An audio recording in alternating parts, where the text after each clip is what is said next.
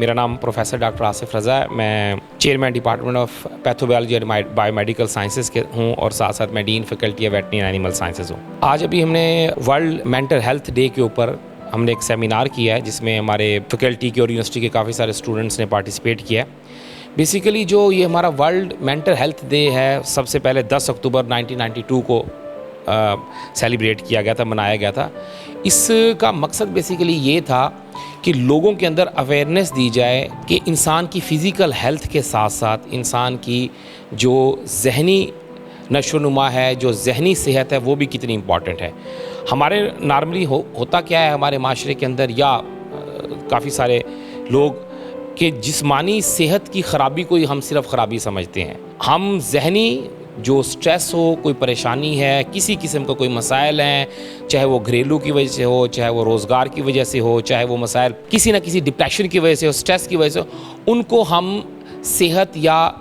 आप कह लें कि बीमारी में काउंट ही नहीं करते। हालांकि आप कह लें कि जो हमारी मेंटल हेल्थ है या हमारी साइकियाट्रिक इश्यूज़ हैं या साइकोलॉजिकल प्रॉब्लम्स हैं, वो आप कह लें कि इक्वली इम्पॉर्टेंट है जैसे हमारी जिस्मानी सेहत का ताल्लुक़ है। तो इसलिए आज ये आगाही के लिए कि मेंटल हेल्थ की इम्पॉर्टेंस के लिए उसको हमने ये सेमिनार ऑर्गेनाइज़ कराया ताकि लोगों को पता चल सके कि जनाब कि किसी किस्म का कोई दबाव है, कोई टेंशन है, कोई परेशानी है जो आपकी नॉर्मल रूटीन को डिस्टर्ब कर रही है। आप नॉर्मल एक रूटीन है, आपकी पढ़ने की रूटीन है, उठने की रूटीन है, खाना खाने की रूटीन है, एक काम करने की रूटीन है। किसी भी तनाव की वजह से, किसी भी जहनी कशमकश की वजह से, किसी भी स्ट्रेस की वजह से, किसी भी फैक्टर की वजह से अगर आपकी नॉर्मल रूटीन डिस्टर्ब हो रही है, आप गहरी सोचों में गुम हैं, आपका कोई काम करने को दिल नहीं लग रहा, तो कोई प्रॉब्लम है, इस इशू पे बात करनी चाहिए कि आप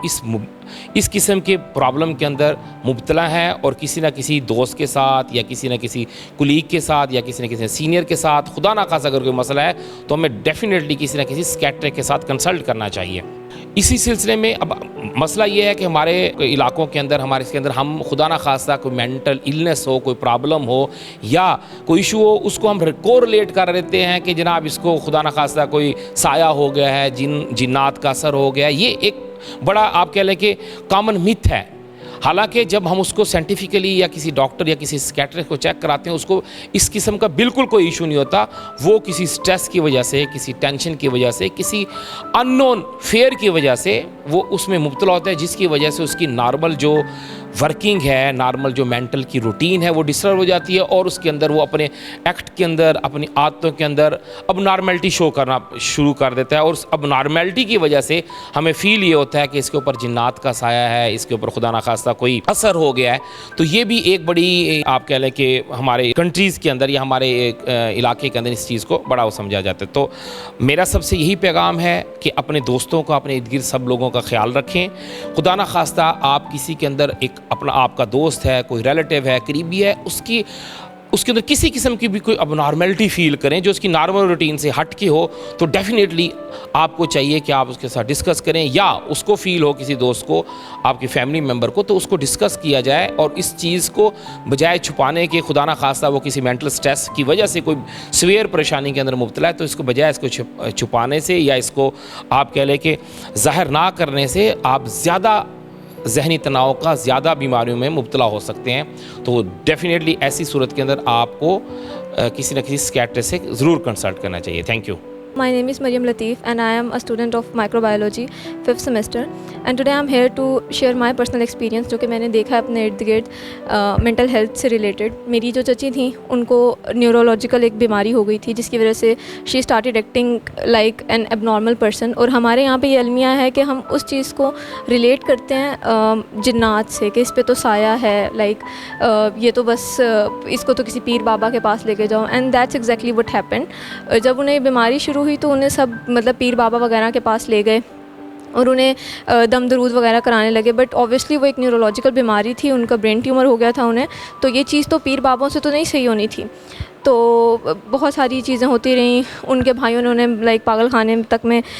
छोड़ दिया। But after a certain time इस जनरेशन में भी मेरी जो ग्रैंड मदर थी उन्होंने इनिशिएटिव लिया, वो उन्हें लेके गई अच्छे अच्छे डॉक्टर्स के पास, और आफ्टर आई थिंक 3 इयर्स वो इतनी सही हो गई थी कि अब आप उन्हें देख के कह ही नहीं सकते कि एक टाइम पे ये इंसान जो था वो पागलों वाली हरकतें करता था। तो आई थिंक ये बेटर है कि आप जहाँ पे हम इस चीज़ पे बिलीव करते हैं कि जन्नात भी जो हैं वो होते हैं, ऑब्वियसली होते हैं, हमारा ईमान है इस चीज़ पे, बट स्टिल हमें मेंटल हेल्थ को भी प्रायोरिटाइज़ करना चाहिए लाइफ में। अगर कोई इंसान है, अगर उसको कोई बीमारी है, तो हमें उसको जहाँ आप यहाँ पे पीर बाबाओं के पास लेके जाते हैं, वहाँ आप उसको मेंटली एक अच्छे साइकेट्रिस्ट को भी दिखाएं ताकि पता चले कि हमारी रूट कॉज क्या है। तो आप अपने इर्द गिर्द अगर आपको कोई ऐसा इंसान नज़र आ रहा है जो आपको लगता है कि उसको किसी अच्छे साइकेट्रिस्ट की ज़रूरत है बजाय इसके कि उसको पीर बाबाओं के पास लेके जा रहा है, तो प्लीज़ आप इस चीज़ को के लिए कोई इनिशिएटिव लें, उन्हें किसी अच्छे साइकेट्रिस्ट के पास लेके जाएँ। Thank you so much.